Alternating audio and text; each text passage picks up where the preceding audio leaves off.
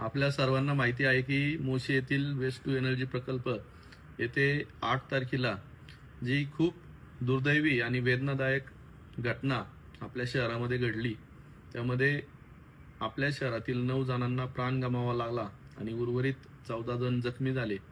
या घटनेबाबत आपण सर्वप्रथम सर्व नागरिकांना सूचित करण्यात आले की या घटनेतील कुठल्याही पीडित किंवा मृत व्यक्तीच्या कुटुंबाला कसलाही त्रास होऊ नये म्हणून त्यांच्या मागे पिंपरी चिंचवड महानगरपालिका आणि आम्ही खंबीरपणे उभे आहोत। याच पार्श्वभूमीवर आता आपण सर्व मृत व्यक्तींच्या कुटुंबांना प्रत्येकी 10 लाख रुपये पिंपरी चिंचवड महानगरपालिकेतर्फे देणार आहोत। तसेच जखमी व्यक्तींना प्रत्येकी 1 लाख रुपये पिंपरी चिंचवड महानगरपालिकेतर्फे देणार आहोत। आणि ही जी घटना घडली त्याला जबाबदार कोण, जे निष्काळजीपणे काम करणारे अधिकारी असतील किंवा ते ठेकेदार असतील, त्यांच्यावर व्यवस्थित कारवाई व्हावी म्हणून अँटनी लारा या कंपनीवर आपण सदोष मनुष्यवधाचा गुन्हा दाखलही केलेला आहे।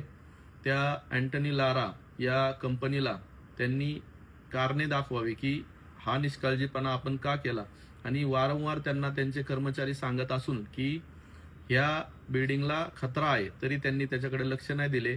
तसेच पहिला आणि दुसरा मजला हा बेकायदेशीरपणे बांधला गेलाय। या सर्वांवर उच्चस्तरीय चौकशी नेमण्यात आलेली आहे, जेणेकरून ही चौकशी पारदर्शक व्हावी आणि संबंधित जे अपराधी आहेत त्यांच्यावर योग्य ती कारवाई व्हावी म्हणून एक उच्चस्तरीय चौकशी स्थापन करण्यात आलेली आहे।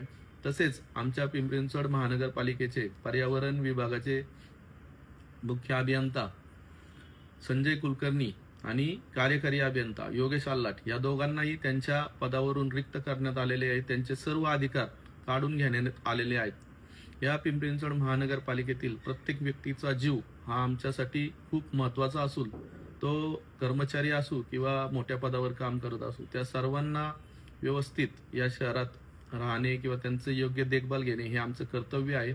याच अनुषंगाने या प्रक्रियेत ज्या ज्या पीडितांना दुःख झाले त्यांच्या मागे आम्ही खंबीरपणे उभे आहोतच, परंतु भविष्यात सुद्धा अशा घटना घडू नयेत आणि कचऱ्याची सुद्धा व्यवस्थित विल्हेवाट लागावी यासाठी आम्ही ठोस उपाययोजना करणार आहोत।